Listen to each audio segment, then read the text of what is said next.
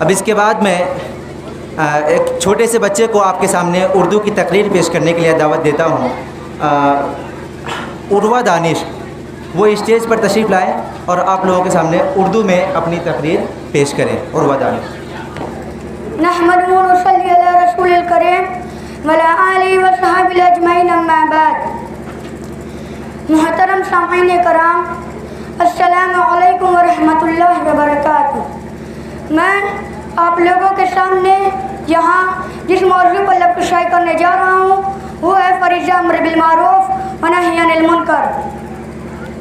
سبق پھر پر صداقت کا، عدالت کا، شجاعت کا، لیا جائے گا تجھ سے کام دنیا کی امامت کا. میرے دوستوں اور پیارے بھائیوں، اس دنیا میں برائی اور فحشی کا دورہ ہے، بے حیائی اور بے غیرتی کا بول بالا ہے. ایسے حالات میں ہمیں کیا کرنا چاہیے؟ دین کی باتیں لوگوں پر، اپنی سماعت پر بوجھ معلوم ہوتی ہے. دین پر چلنے والے لوگ اب قدامت پسند کہلاتے ہیں. انسانیت، وفا، اخلاق، مروت سب قصہ پاری نہ بن چکے ہیں. ایسے حالات میں ہماری کیا ذمہ داریاں ہیں؟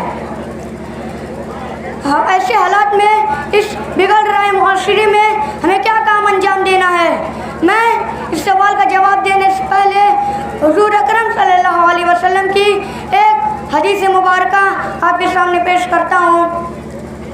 آپ صلی اللہ علیہ وسلم نے فرمایا ہے، من رأى منکم منکرا فلیغیرہ بیدہ فإن لم یستطع فبلسانہ فإن لم یستطع فبقلبہ وذلک اضعف الایمان. یعنی تم میں سے کوئی آدمی کسی برائی کو صادر ہوتے ہوئے دیکھے تو اسے چاہیے کہ وہ اپنی زور و قوت سے اس برائی کو روکے. اگر اس کے پاس اس کام کی بھی طاقت نہیں ہے تو اپنی زبان سے اس کی قباحت اور شناخت بیان کر دے. اگر مجھ سے بھی عاجز ہے تو کم از کم اسے اپنے دل میں برا ضرور ماننا چاہیے. اور یہ ایمان کا سب سے کمزور ترین درجہ ہے. بخاری و مسلم کی اس حدیث سے جو میں نے آپ کے سامنے ابھی پڑھی ہے، ہمیں یہ بات پتہ چلتی ہے کہ اس حالات میں، اس حال میں، اس بگڑ رہے معاشرے میں ہمیں کیا کام انجام دینا ہے. اس بگڑ رہے معاشرے کی اصلاح ہمیں کیسے کرنی ہے؟ اس بگڑ رہے معاشرے کی اصلاح میں ایک مومن مرد و عورت کا ایک بہترین رول ادا کرنا ہے. اللہ تبارک و تعالیٰ قرآن مجید میں بنی اسرائیل کے 3 گروہوں کا ذکر فرماتے ہیں کہ اللہ تعالیٰ نے بنی اسرائیل کے لوگوں کو سنیچر کے دن شکار کرنے سے منع فرمایا تھا، لیکن بنی اسرائیل کے کچھ شرپسند اور اڑیل لوگوں نے اللہ تعالیٰ کے اس حکم کو نہ مانا اور یوم السبت یعنی شنیچر کے دن مکر و فریب سے شکار کرنے لگے. تو جب انہوں نے شکار کرنا شروع کیا تو بنی اسرائیل 3 گروہوں میں تقسیم ہو گئے. پہلا گروہ تو وہ تھا جو شرپسند اور گھمنڈی تھا، جو شنیچر کے دن شکار کرتا تھا. دوسرا گروہ تو وہ تھا جو شکار تو نہیں کرتا تھا بلکہ ان لوگوں، ان شرپسندوں کو ان کے کار بد سے روکتا بھی نہیں تھا. تیسرا گروہ تو وہ تھا جو ان شرپسندوں کے ساتھ بھی نہیں تھا بلکہ ان شرپسندوں کو اصلاح پر توجہ دیتا تھا اور انہیں اس غلط کام سے روکتے تھے.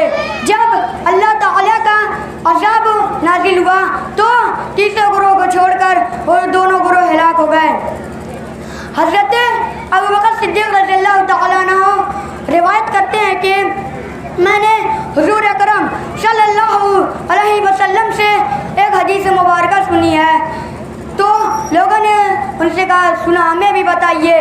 تو حضرت ابوبکر صدیق نے کہا کہ رسول اکرم صلی اللہ علیہ وسلم نے فرمایا ہے کہ جب برائیوں کا کھلا ارتکاب ہونے لگے گا گا, لوگ برائی اور فحشی میں مبتلا ہونے لگیں گے اور کوئی ان برے لوگوں کی گرفت نہیں کرے گا. تو جب اللہ رب العزت کا عذاب نازل ہوگا تو وہ سب کے سب ہلاک ہو جائیں گے اور عذاب الہی کے مستحق ہوں گے. میرے دوستوں اور میرے بھائیوں, ہمیں یہ سوچ کر اطمینان سے نہیں بیٹھنا چاہیے کہ ہم تو صحیح راستے پہ ہیں, وہ دوسرا اگر غلط راستے پہ تو ہمارا اس میں کیا جا رہا ہے, وہ جہنم میں جائے گا تو اس سے ہمارا کیا لینا دینا. لیکن ہمارا یہ سوچنا بالکل غلط ہے, ہماری یہ سمجھ بالکل غلط ہے, بلکہ ہمیں یہ کرنا چاہیے کہ یہ جو بگڑے لوگ ہیں جو غلط راستے پر چل رہے ہیں ان کی اصلاح پر توجہ دینی چاہیے اور انہیں سیدھا راستہ دکھانا چاہیے. اللہ تعالی ہم مجھے اور آپ لوگوں کو فریضہ امر بالمعروف اور معاشرے کی اس بگڑتے ہوئے معاشرے کی اصلاح کرنے کی توفیق عطا فرمائیں. آمین.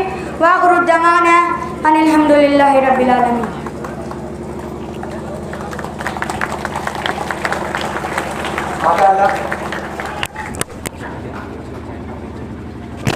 ماشاءاللہ ہمارے اس چھوٹے سے بھائی نے آپ لوگوں کے سامنے بہت بہترین تقریر پیش کی اور بتایا امر بالمعروف اور یعنی اچھائی لوگوں دینے اور برائی سے روکنے کے سلسلے میں آپ کے سامنے اچھی اچھی باتیں سے رکھی. ان کی اس مختصر سی تقریر سے خوش ہو کر کے جناب استاد محترم ڈاکٹر ریاض صاحب اور ادنان بھائی کی طرف سے ان کو کچھ رقم آئی ہے, وہ اس کو